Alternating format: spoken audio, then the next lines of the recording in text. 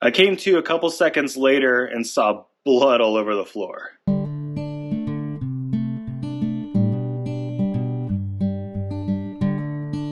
Hey, welcome to the Riggin Farm YouTube channel. My name's Nick. And I'm Ashley. And we have the flu. Even when we feel absolutely horrible, the animals need to be fed.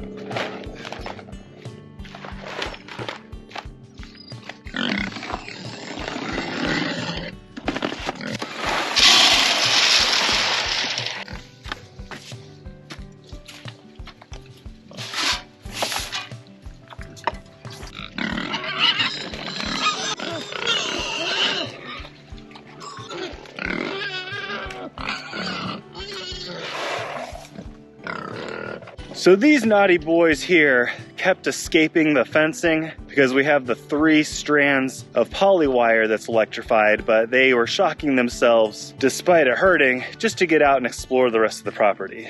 We've put up this 100 feet of hog netting. We're able to trap them by baiting them with a little bit of feed. The plan was yesterday to get an additional couple 100 feet of netting and give them a much bigger space, but obviously with the flu, we can't overexert ourselves too much. I'll tell you what I did to myself in just a moment. At least the fish are pretty easy to feed.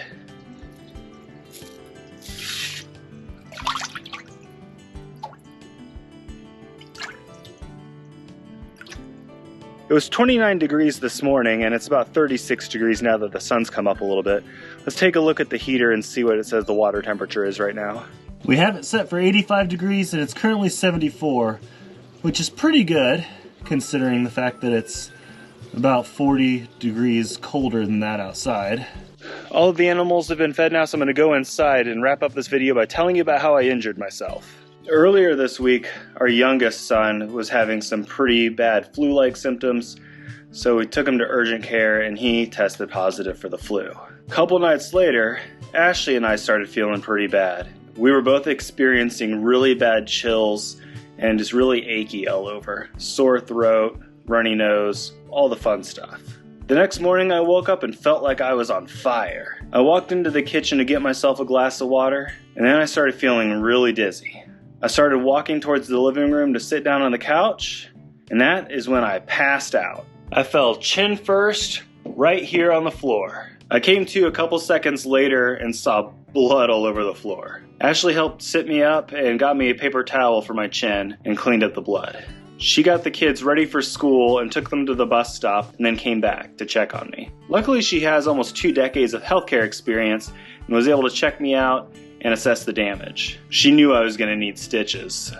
She took me to urgent care. They cleaned up my wound, gave me 3 stitches. Luckily, my beard hides the damage. I can't even see in the mirror because it's kind of on the underside of my chin, but I can definitely feel it. They gave me an x-ray because I thought maybe my jaw got fractured because it's in extreme pain. Luckily, they didn't find any breaks, and I tested positive for flu A.